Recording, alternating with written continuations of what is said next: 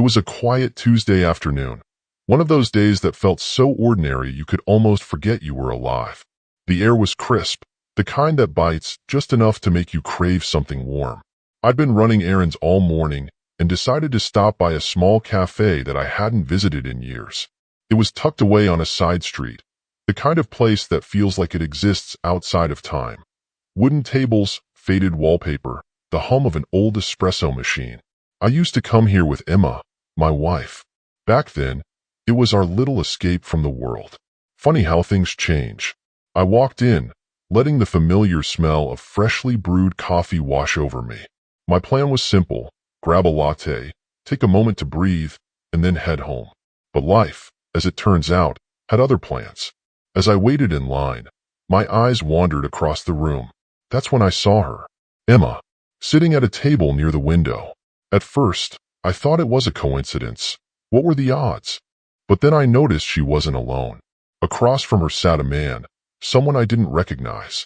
He was leaning in, speaking softly, his hand resting casually on the table, too close to hers. I froze. My mind raced to find a logical explanation. Maybe it was a business meeting, a friend I hadn't met, but deep down, I knew. I knew because of the way she smiled at him, a smile I hadn't seen in years. The kind of smile that spoke of secrets and shared moments. The kind of smile that wasn't meant for me anymore.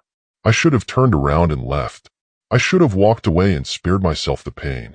But instead, I found myself moving toward them, my heart pounding like a drum in my chest. Each step felt heavier than the last, as if the air itself was trying to hold me back. I stopped a few feet away, close enough to hear fragments of their conversation. She was laughing, her voice light and carefree. He leaned closer, brushing a strand of her hair back behind her ear.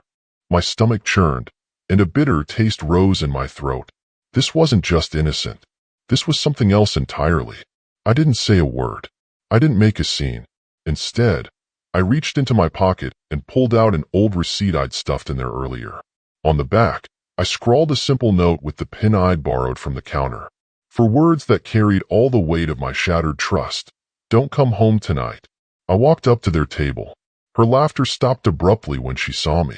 Her eyes widened in shock, and for a moment, the entire cafe seemed to hold its breath. I didn't look at the man. He didn't matter to me. I placed the note gently in front of her, meeting her gaze with all the composure I could muster. "Enjoy your coffee," I said, my voice calm and cold. Without waiting for a response, I turned and walked out, leaving her frozen in place. As I stepped back onto the street, the world felt different.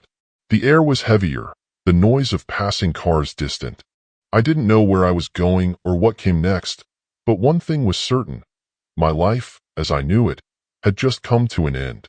And that was only the beginning. I walked aimlessly down the street, gripping my phone tightly in my hand as if it were some kind of anchor. My mind was racing, yet everything around me seemed to blur into the background.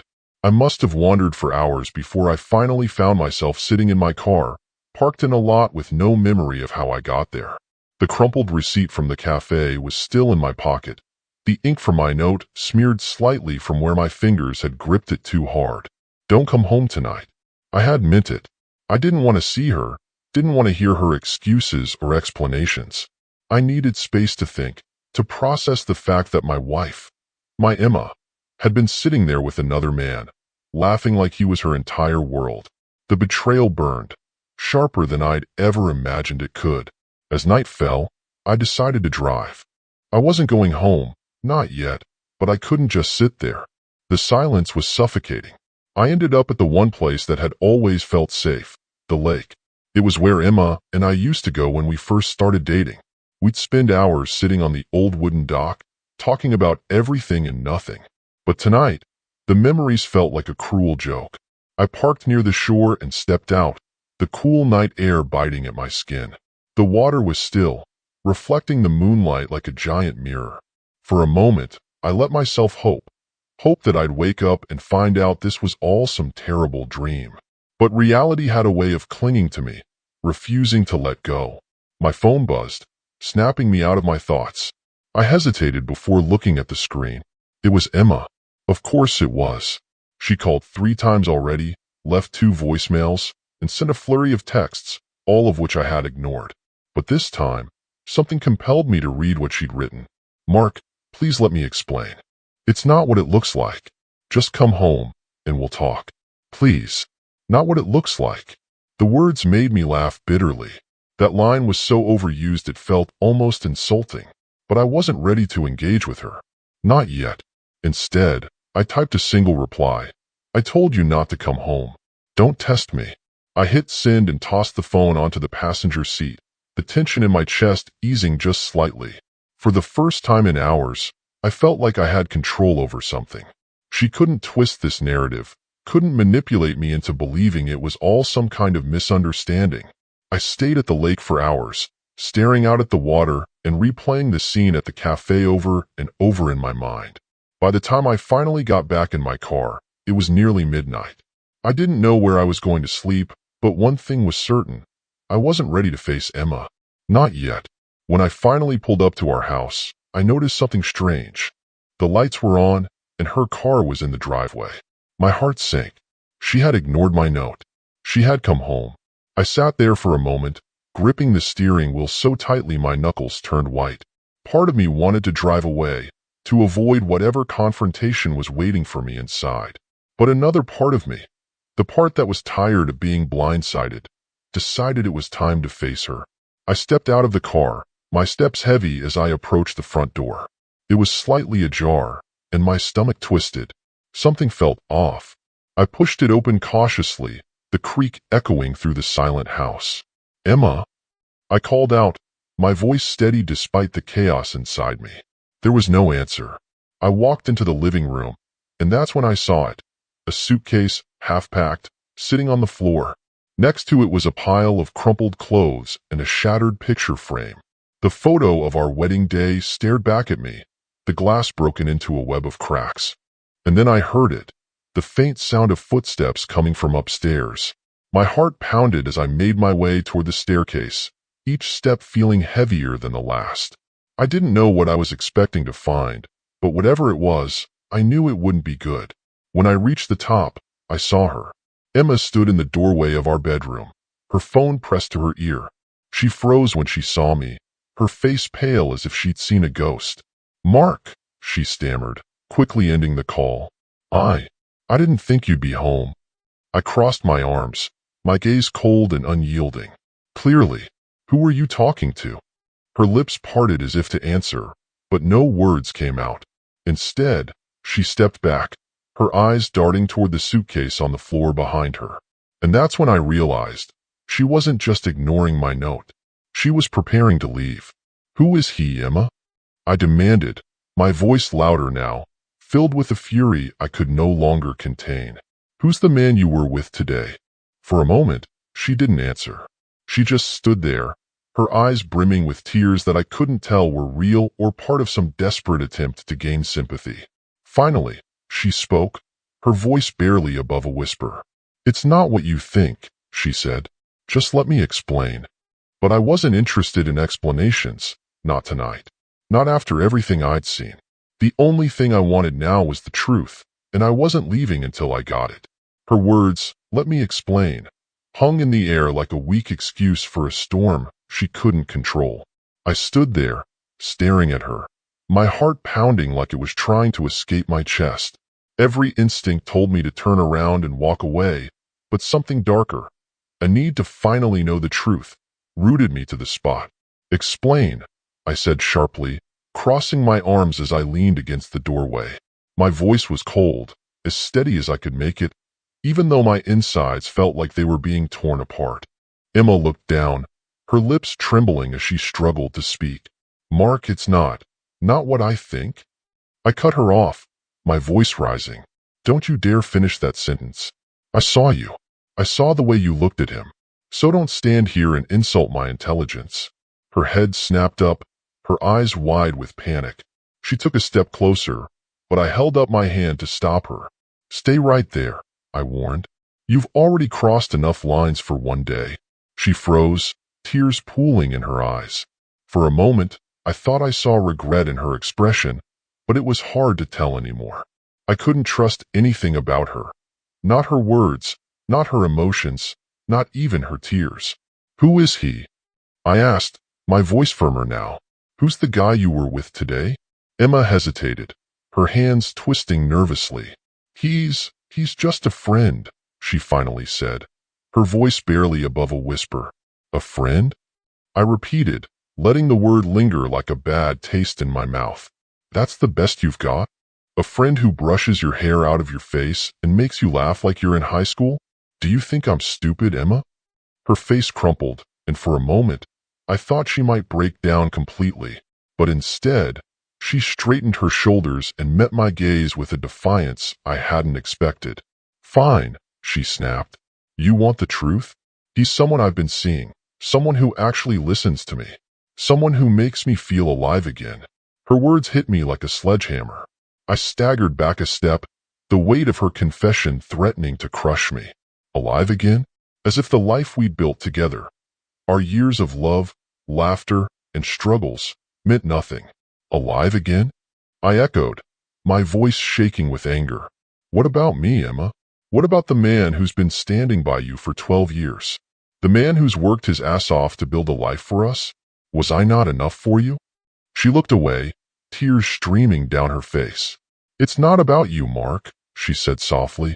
It's about me. I needed something more. More, I repeated bitterly. So you decided to sneak around behind my back instead of talking to me? Instead of giving me a chance to fix whatever was wrong?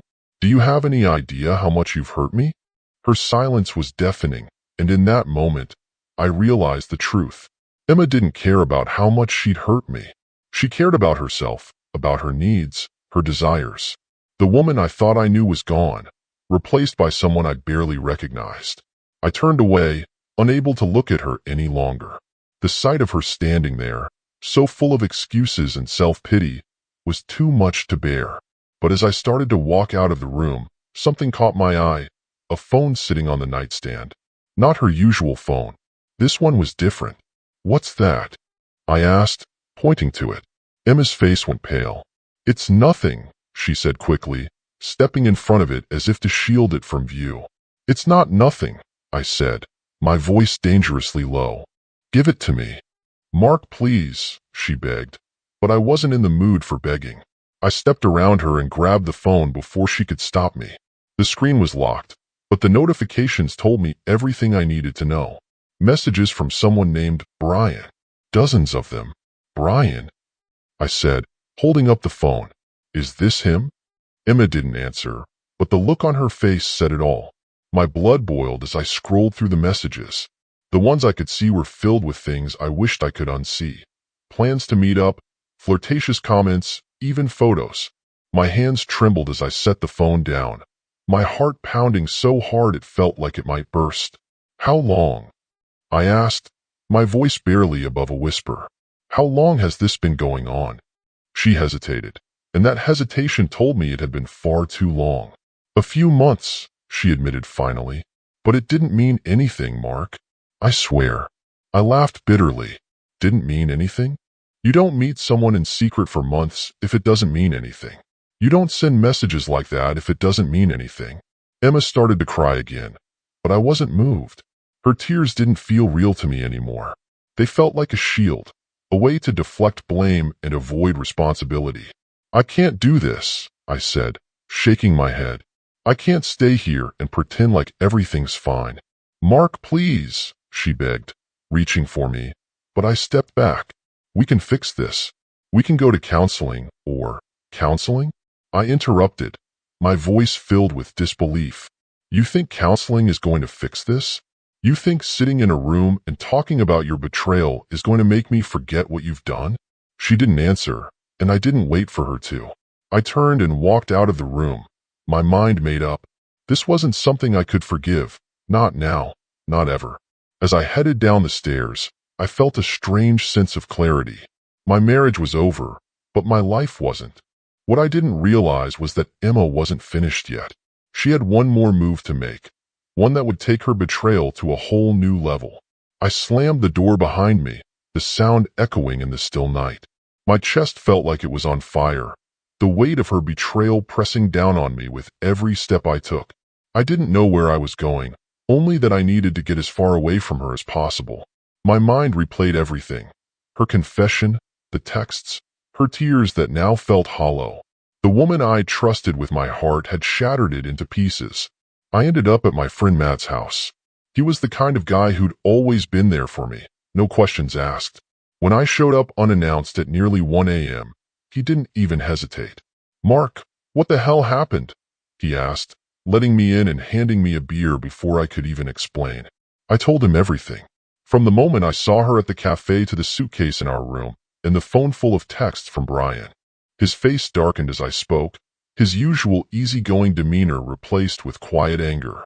"That's messed up, man," he said, shaking his head. "What are you gonna do?" "I don't know," I admitted, running a hand through my hair. Part of me wants to just leave, start over somewhere far away. But the other part, I want answers, Matt. I want to know why she did this. "Sometimes there isn't a good answer," he said simply. "People are selfish.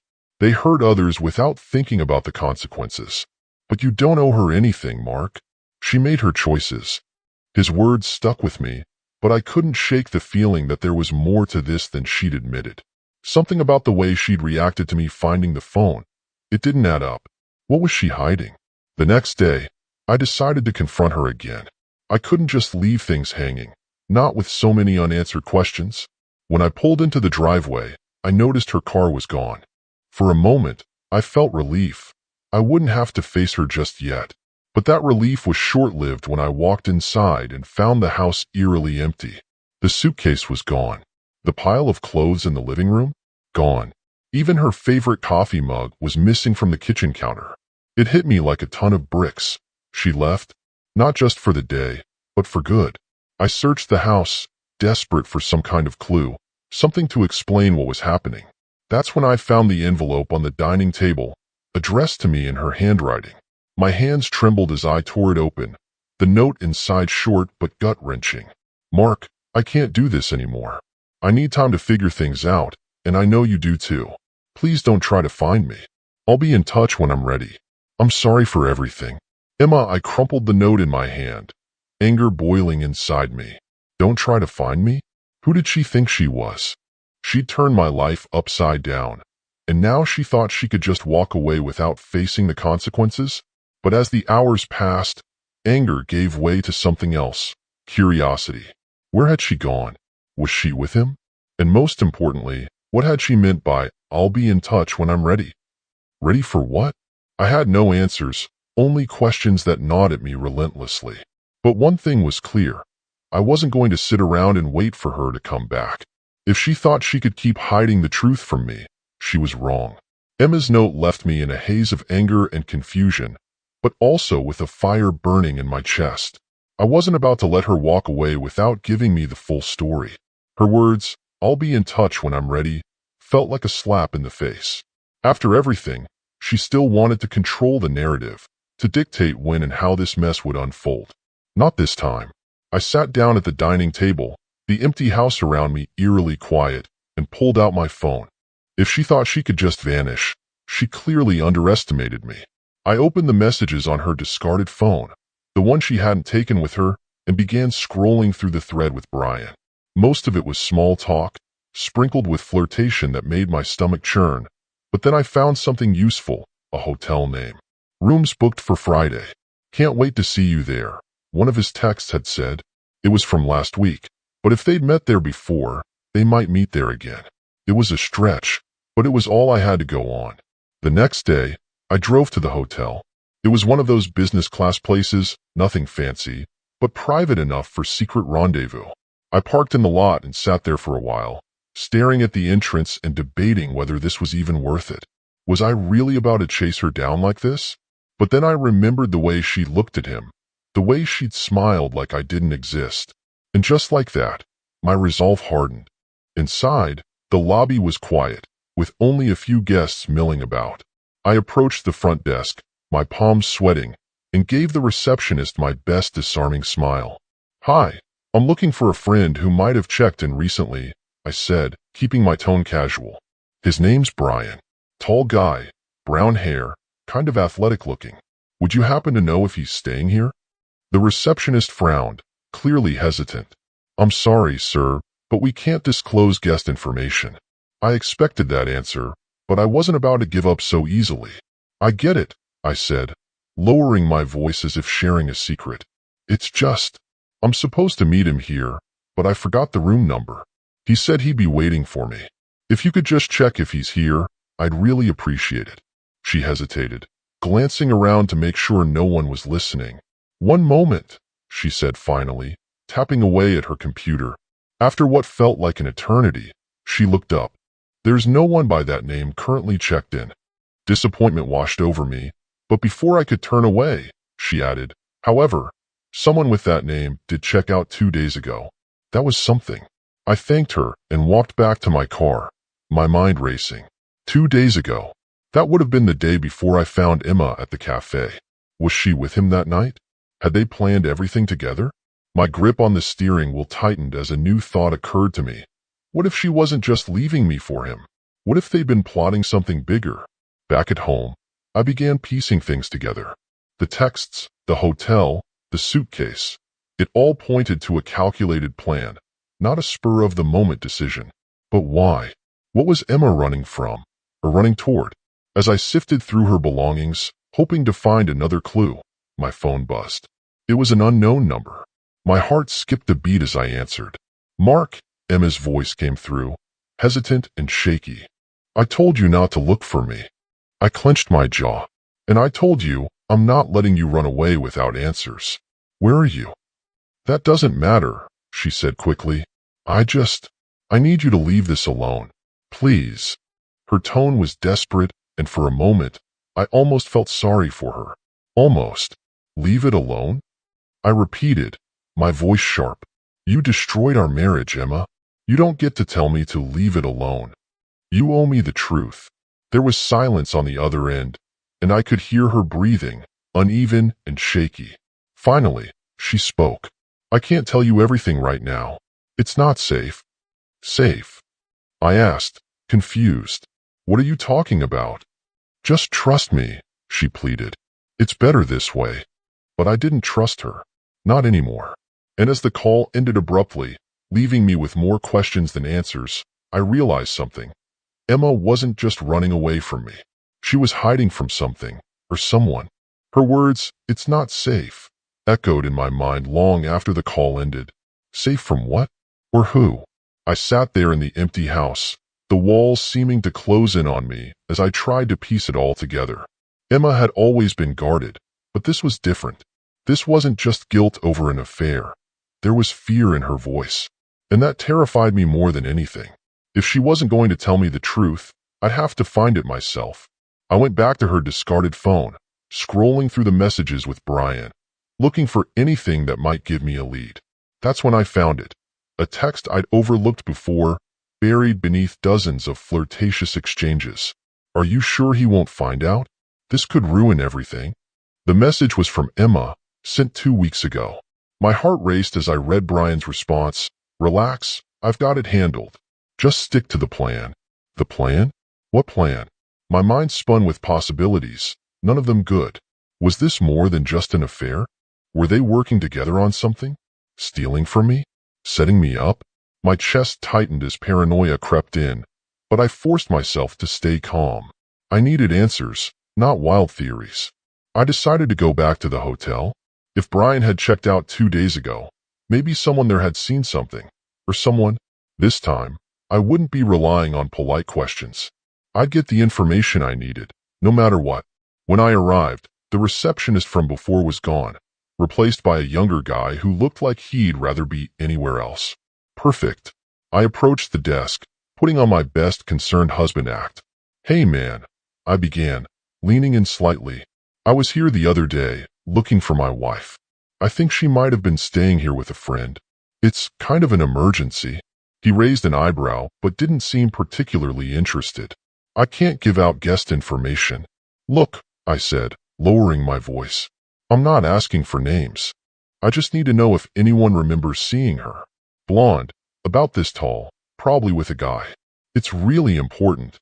The guy hesitated, glancing around as if to make sure no one was watching. Finally, he sighed. I can't promise anything, but one of the cleaning staff mentioned something strange the other day. A couple checked out in a hurry, left the room a mess, barely spoke a word. She said they looked nervous, like they were trying to get out of here fast. My pulse quickened. Did they leave anything behind? Anything at all?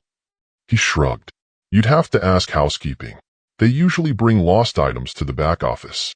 I thanked him and headed toward the office, my heart pounding. When I explained the situation to the manager, she reluctantly agreed to let me look through the lost and found. It was mostly junk. Phone chargers, sunglasses, a paperback novel. But then I saw it. A black leather notebook, worn at the edges.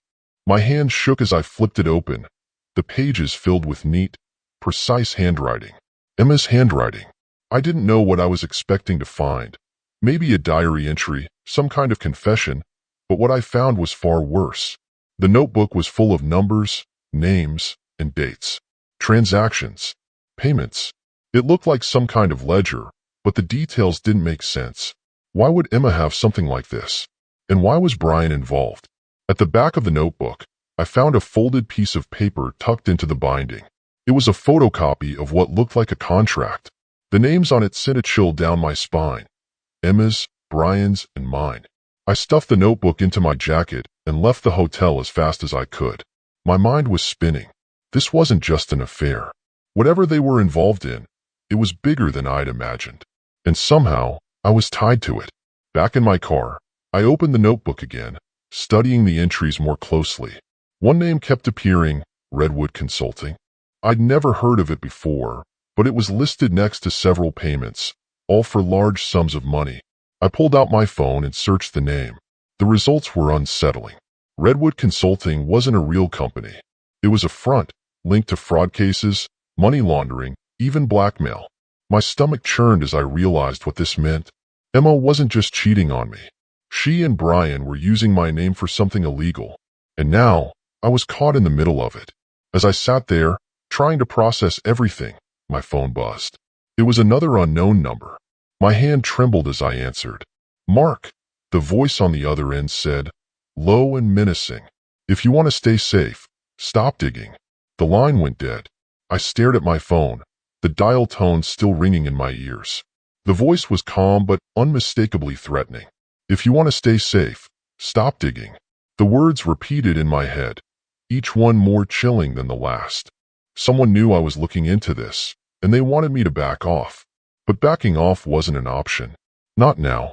Not when I was finally starting to piece things together. I sat in my car, clutching the notebook like it was a lifeline. My name was all over the transactions, tied to something I didn't even know existed. Emma and Brian had dragged me into something dark, and whoever had called clearly didn't want me poking around. I drove home, my thoughts racing. The house felt colder than ever, its silence now laced with paranoia. I locked the doors and double-checked the windows before sitting down at the kitchen table. I needed to figure out my next move, but first, I had to understand what I was up against. I flipped through the notebook again, focusing on the payments. They were all recent, within the past 6 months, and all tied to Redwood Consulting.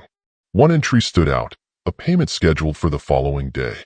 It wasn't just a name and a number, it included an address. My stomach churned as I wrote it down. If I wanted answers, this was the place to start. But something told me I wasn't going to like what I found. The next morning, I parked a block away from the address. It was a nondescript office building, the kind you'd walk past without a second glance. I sat in the car, watching for any sign of Emma or Brian. The street was quiet, almost too quiet, and every passing moment made me feel more exposed.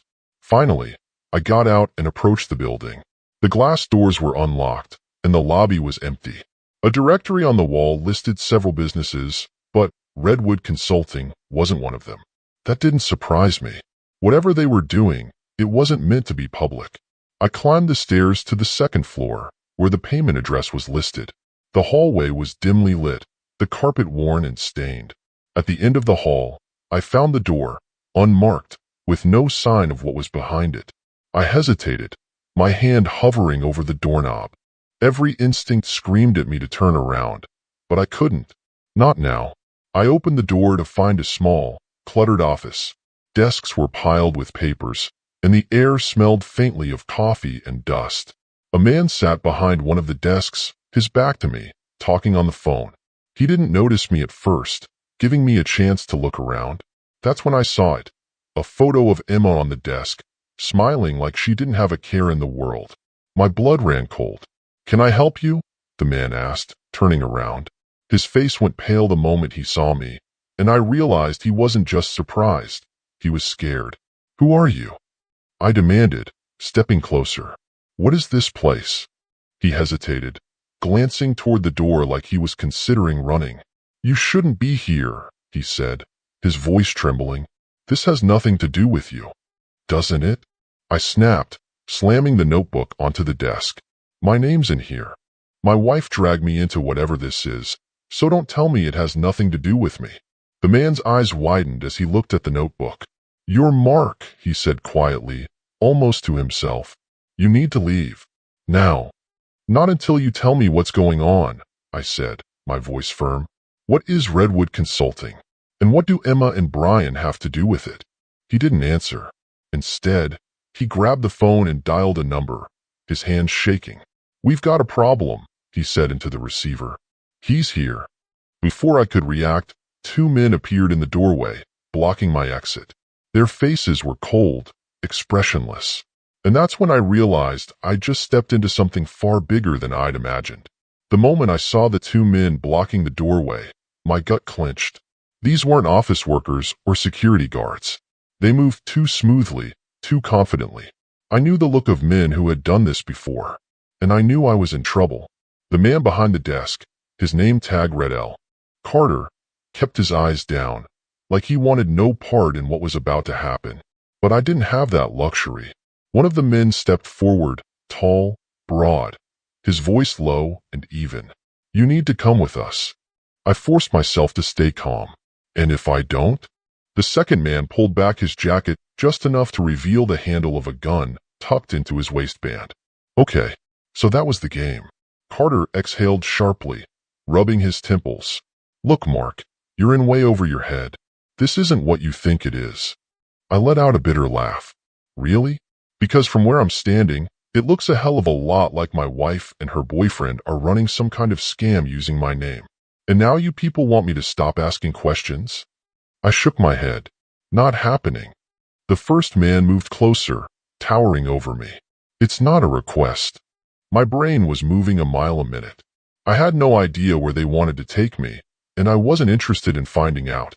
But there were two of them, and they were armed. If I made the wrong move, this wouldn't end well. I needed to think. Fast. So I did the only thing I could. I played dumb. I sighed heavily and put my hands up. "All right. Fine. But at least tell me where we're going." The men exchanged a glance before the taller one nodded toward the hallway. "Downstairs." I followed them out, my heart pounding. Every step felt like a countdown to something I couldn't see yet. As we passed the receptionist's desk, I spotted a security camera in the corner of the lobby. Perfect. We stepped outside, the cold air hitting my face like a slap. A black SUV idled by the curb. My stomach twisted. If I got in that car, I had no idea if I'd be coming back out. I needed to act. Now. I stumbled forward suddenly, clutching my chest. "Wait," I gasped. I don't feel so." And then I dropped. It wasn't my best performance, but it didn't need to be. As soon as my knees hit the pavement, one of them swore and bent down. That was my opening. I swung my fist up with everything I had, catching him in the throat. He stumbled back, choking. The other guy reached for his gun, but I was already moving. I grabbed the closest thing I could, my car keys, and jammed them into his wrist before he could draw. He shouted in pain, giving me just enough time to bolt. I sprinted toward my car, throwing myself into the driver's seat and slamming the door shut. The men recovered fast, and I saw them rushing toward me in the rearview mirror. One of them reached for something, maybe a weapon, maybe a phone. I didn't wait to find out. I hit the gas. Tires screeched as I peeled out of the lot, adrenaline pumping through my veins. I didn't slow down, didn't check if they were following. I just drove. It wasn't until I was several miles away, parked behind an abandoned gas station, that I finally let myself breathe. My hands were shaking. I had gotten lucky. this time. But they weren't going to let this go. I pulled out my phone and stared at Emma's last message. "I'll be in touch when I'm ready." She knew. She knew this was dangerous. And now, I knew it too. This wasn't just about cheating. This was about survival. And I wasn't done yet. I sat in my car, gripping the steering wheel so tightly my knuckles turned white. My pulse was still racing from what had just happened.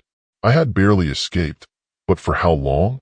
Emma had dragged me into something dangerous, something I didn't fully understand yet. But I knew one thing for certain. I wasn't going to let her get away with it. I needed to end this. I pulled out my phone and called the only person I could trust, Matt. "Mark? Where the hell have you been?" He answered on the first ring. "I've been trying to reach you all day." "No time to explain," I said, my voice firm. "I need your help. Meet me at my place in an hour." I didn't wait for him to respond. I ended the call, started the car, and headed home. When I arrived, the house was dark. But something felt off. I stepped inside cautiously, scanning the room. Everything looked the same, except for one thing. The smell of Emma's perfume lingered in the air. She had been here. I tensed, listening carefully. A soft creak came from upstairs. I grabbed the closest thing I could, a metal flashlight, and moved silently up the stairs. My heart pounded as I reached the bedroom door. It was slightly open. I pushed it wider, and there she was. Emma stood near the bed, her face pale, her hands trembling. She flinched when she saw me. "Mark," she whispered, "you weren't supposed to be here." I stepped inside, my grip on the flashlight tightening. "Neither were you." She exhaled shakily. I needed to grab a few things. "I didn't think you'd come back so soon." I narrowed my eyes. "Cut the crap, Emma. I know everything." She went still. "Everything?" I pulled out her notebook from my jacket and tossed it onto the bed. Redwood Consulting. The fake transactions. The contract with my name on it. The text with Brian. "You set me up." Tears welled in her eyes, but I wasn't falling for them this time. "Mark, you don't understand." I took a step closer. "Then explain. You owe me that much." She swallowed hard. Then, finally, she spoke. "It started as a way to make money," she admitted, her voice barely above a whisper. "Brian had connections. He told me we could funnel money through fake accounts, launder it. At first, it was just small amounts. But then, we needed a clean name. Someone with no criminal record." My stomach dropped. "So you used me?" Emma winced. "We never meant to hurt you, Mark. I swear. But things got out of control. We owed people, dangerous people." I clenched my jaw. "So what was the plan? Let them come after me instead?" Tears spilled down her cheeks. "I thought if I left, they'd leave you alone. I thought I could fix it." I let out a bitter laugh. "Fix it? Emma, I just got dragged into a dark office and nearly thrown into a car. These people don't just leave you alone." Her face drained of color. "They found you?" "Oh, they found me," I said, stepping closer. "And now I have a little message for them." She shook her head frantically. "Mark, don't. Too late." I pulled out my phone and held it up. The screen was still recording. "I got everything," I said. "Your confession. Every word." Emma's eyes widened in horror. "Mark, please." I took a step back, slipping the phone into my pocket. "You and Brian wanted me to take the fall. But now, it's your turn." Before she could move, headlights flashed outside the window. "Matt's truck. Looks like my ride's here," I said coldly. Emma stared at me, realization dawning in her eyes. "I'm sending this to the cops," I continued. "By morning, you and Brian will be answering for everything." Tears streamed down her face, but I didn't care. For once, I had the upper hand. I turned and walked away, leaving her frozen in place. As I stepped outside, Matt rolled down his window. "You good?" I exhaled, my chest lighter than it had been in weeks. "Yeah," I said, climbing into the passenger seat. "I'm finally good." As we drove away, I didn't look back. For the first time in a long time, I was free.